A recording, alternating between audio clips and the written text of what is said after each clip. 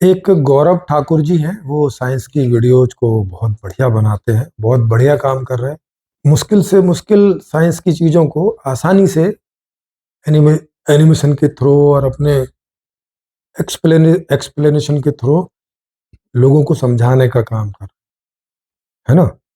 जो साइंस के क्लिष्ट से क्लिष्ट वीडियोज प्रयोग हैं, सिद्धांत हैं, उन्हें आसानी से समझाने का काम कर रहे हैं, बहुत बढ़िया काम कर रहे हैं।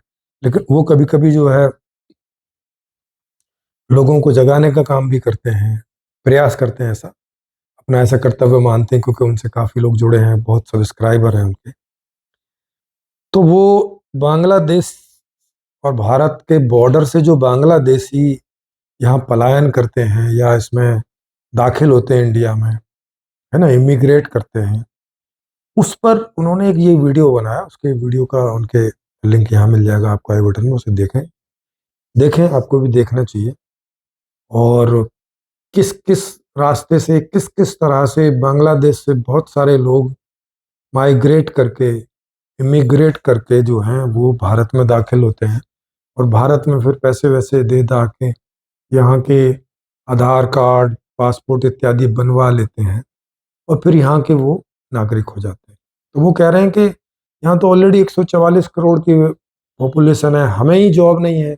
अब बाहर के लोग आके वो सस्ते में काम करने को तैयार हो जाते हैं, तो लोग उन्हें जॉब दे देते हैं। तो वो लोगों से भी अपील कर रहे हैं कि भाई रोहिंग्याओं को, बांग्लादेशियों को, इनको आप जॉब ना दें, भले ही वो सस्ते में काम करने को तैयार हो, आप थोड़ा ज़्यादा पैसे दे दें, लेकिन यहाँ के लोगों को दें। लेकिन वही है कि अब यहाँ के लोगों को का पता कैसे चलेगा? कोई खुल के थोड़ी बताएगा कि भाई साहब, हम तो बांग्लादेश के रहने वाले थे, हम तो यहाँ के नागरिक हैं नहीं हैं, अब तो हम यहाँ हैं, हमें काम दे दो, हम सस्ते में काम कर देंगे। ऐसा थोड़ी कोई बोले। जब उन्होंने अपने कागज वगैरह सब बनवा रखे हैं, तो वो तो यही बोलेंगे ना, हम तो यहाँ के नागरिक हैं। तो अब जनता को कैसे पता चलेगा? कोई शकल पे थोड़ी लिखा रहता है। दूसरा कि उन्होंने उसमें बताया तरीका कि वो पहले बांग्लादेश चले जाते हैं, वहाँ आसानी से कागज बन जाते हैं, और फिर वहाँ रुकते नहीं, फिर जगह जगह चले जाते हैं। जैसे दिल्ली में एक शाहीन बाग करके एक जगह है, वहाँ बहुत सारे बांग्लादेशी हैं।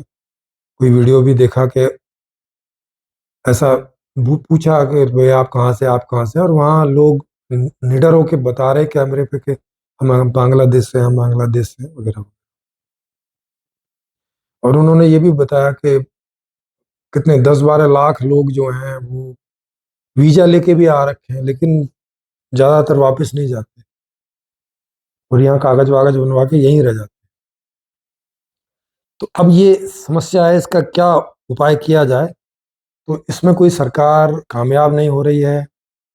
नेता लोग खुद उनके कागज वागज बनवाते हैं अपने के, उनको उनकी वोट मिलती रहे, और सीधी सी बात है, जो उनके कागज वगैरह बनवाएगा वो उनको वोट देंगे ही देंगे।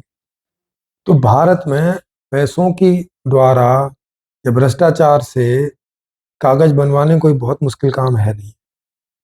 और कह रहे हैं कि वो गरीबी वाले सर्टिफिकेट भी बनवा लेते हैं, और जो प्रधानमंत्री रोजगार योजना है या प्रधानमंत्री आवास योजना, उसका भी लाभ वो उठा लेते हैं, रिजर्वेशन का भी लाभ लेते हैं, SC ST OBC के कार्ड बनवा लेते हैं अपने। तो ये समस्या तो है, लेकिन इसका अब क्या समाधान हो? और ये यही समस्या नहीं है, ये जिस जिस देश के अगल बगल अड़ोसी पड़ोसी देशों में रोजगार के हालात बहुत खराब हैं, तो वहां से सब इमिग्रेंट होते हैं। वो अमेरिका भी इस बात को लेकर परेशान है, और इसराइल भी परेशान है, भारत तो परेशान है ही, है ना। और भाई, अपने बॉर्डर्स को बुरी तरह से सील कर देना इतना आसान नहीं है, उसके लिए भी बजट लगता है, उसके लिए भी फिर आपको बहुत सेना अपनी बढ़ानी पड़ेगी। सेना बढ़ानी पड़ेगी मतलब उन्हें, आपको सारी सुख सुविधाएं और उनको सैलरी और वो सब देनी पड़ेगी। मतलब अभी जो 45% जो सुरक्षा पे खर्च होता है, वो और बढ़ाना पड़ेगा, तब जाके पॉसिबल है। तो वो संभव भी नहीं है, अमेरिका जैसे देश को संभव नहीं है। आप सोचिए, जिसकी सबसे ज्यादा GDP है, जहाँ कुल 34-35 करोड़ लोग हैं, यानी जनसंख्या भी कम है, और सबसे ज्यादा अमीर देश है। फिर भी वो नहीं रोक पाता है। लोग वहां चले जाते हैं कोई ना कोई तरीके से, रास्ते से। अभी ट्रम्प जो है उन सबको वहां से बाहर करने के लिए वो एरोप्लेन में बिठा के हथकड़ी लगा लगा के भेजे ना उन्होंने, और लगातार भेज रहे हैं। लेकिन आप कितना ही भेज दोगे, क्योंकि लोग पैसे के चक्कर में ऐसी जगह जाने का जुगाड़ लगाते रहते हैं कि जहाँ पे थोड़ी आर्थिक स्थिति बढ़िया है उनकी, अपनी देश या अपनी जगह के मुकाबले। तो इसका उपाय देश के लेवल पे तो है नहीं, या वो इतना खर्चीला होगा कि फिर वो मतलब क्या हो, मतलब वो संभव ही नहीं होगा सरकार के लिए, क्योंकि बजट से बाहर तो सरकार भी कुछ कर नहीं सकती है। और फ्री में तो कोई रोकने जाएगा नहीं कि भाई साहब चलो हम सब वहाँ पहरा देंगे, हम सब रोकेंगे ना। कहाँ कहाँ रोकोगे, नेपाल से भी लोग आते ही हैं, उनको तो खुली छूट ही दे रखी है। क्योंकि ये दिक्कत तो हर जगह है ना, फिर नेपाल को क्यों खुली छूट दे रखी है, वो तो सीधे ही आ जाते हैं। और बांग्लादेशी नेपाल के जाके बॉर्डर से आराम से आ ही सकते हैं, कोई ऐसी खास दिक्कत है ही नहीं है कि वो पहले नेपाल जाएं, वहाँ के कागज बनवाएं और फिर यहाँ आ जाएं। ऐसे भी आ सकते हैं अगर आप इधर से कहीं से रोकने की कोशिश भी करोगे तो भी। तो इसका जो ठीक उपाय है वो ये है कि अब पूरी दुनिया में वर्ल्ड गवर्नमेंट बननी चाहिए। जैसे देशों की सरकारें हैं, ऐसे ही अब सारे देश मिलकर पूरे विश्व की सरकार बनाएं और सारे देशों के बॉर्डर हटा दें। जैसे 1950 में भारत में क्या हुआ था कि बहुत छोटी छोटी रियासतें थी, एक एक डिस्ट्रिक्ट के बराबर, है ना, राजा लोग थे। उन सब को मिला के क्या किया कि एक भारत गणराज्य बनाया, और अब उनकी सीमाएं जो हैं वो एक दूसरे के लिए खुल गई। अब यूपी के लोग महाराष्ट्र जा सकते हैं, महाराष्ट्र के लोग बिहार जा सकते हैं, बिहार के लोग हिमाचल जा सकते हैं, कोई कहीं भी जा सकता है, रह सकता है, वहीं आजीविका कर सकता है। मतलब अब पूरा देश सबका है। तो अगर वर्ल्ड गवर्नमेंट बन जाएगी, विश्व सरकार बन जाएगी, तो फिर सारी दुनिया के लोग कहीं भी जा सकेंगे। पूरा यूरोप खाली पड़ा है, ऑस्ट्रेलिया खाली पड़ा है, वहाँ जनसंख्या कम है, वहाँ लोग चाहते हैं कि लोग यहाँ, वहाँ के लोग पैदा करें, बच्चों को पैदा नहीं कर रहे हैं। जापान में भी आप देख लें। तो मतलब फिर सब जगह ये जो यहाँ पे एशिया में थोड़ी सी डेंसिटी ज़्यादा हो गई है जनसंख्या की, तो ये सब फिर बिखर जाए चारों तरफ, और फिर कोई गरीब देश ना बचे, क्योंकि फिर पूरे दुनिया की जीडीपी होगी, एक देश की जीडीपी नहीं होगी।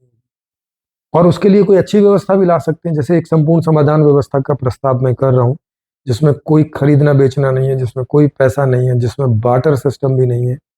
उसमें बस आप अपनी मांग करेंगे प्रोडक्ट और सर्विसेज की, पूरा जो रिसोर्सेज है, प्राकृतिक संसाधन और मानव संसाधन, वो व्यवस्था के पास होगा। और व्यवस्था बोले तो कौन, 25 से 50 साल के जो लोग हैं वो सब लोग, उनको व्यवस्था का कहा जाएगा, उसमें वही सब सरकार होंगे। और मांग के आधार पर सबका प्रोडक्शन हो रहा होगा और उसकी आपूर्ति हो रही होगी, माने सब चकाचक जीवन जी रहे हो। सारे अपराध खत्म हो जाएंगे, सारे भ्रष्टाचार खत्म हो जाएंगे, सारी मुफलिसी, गरीबी, भुखमरी, सारे अपराध खत्म। आप सोचिए, इस तरह की व्यवस्था है संपूर्ण समाधान व्यवस्था। आप चाहें तो इसका, इस वीडियो के डिस्क्रिप्शन में फ्री का पीडीएफ लिंक पड़ा हुआ है, वहां से डाउनलोड करके आप फ्री में इसका अध्ययन कर सकते हैं, पढ़ सकते हैं, या वीडियोज फ्री में सुन सकते हैं, उसमें समझ सकते हैं कि क्या व्यवस्था है। या अमेजोन फ्लिपकार्ट से भी आप कागज वाली किताब को बाई करके पढ़ सकते हैं, अगर उस तरह का शौक है तो आपका। तो 2029 के इलेक्शन में इस व्यवस्था को जल्द से जल्द लाने के लिए ज़रूरी है कि आधे से ज़्यादा लोग इसका रिव्यू कर लें, इसको पढ़ लें, समझ लें, देख लें, ताकि फिर पॉलिटिकल लेवल पे आके और इस नई व्यवस्था को पूरी दुनिया में लाने का काम करें, जो कि भारत से शुरू हो जाए। तो आप इसमें अपना जो भी योगदान देना चाहें, आर्थिक रूप से या शेयर करके या व्यक्तिगत रूप से, तो वो आप दे सकते हैं, ताकि 2029 के इलेक्शन में जल्दी से जल्दी हम लोग ऐसी स्थिति में आ जाएं कि इस व्यवस्था को लाने के ऊपर काम शुरू हो जाए। जी।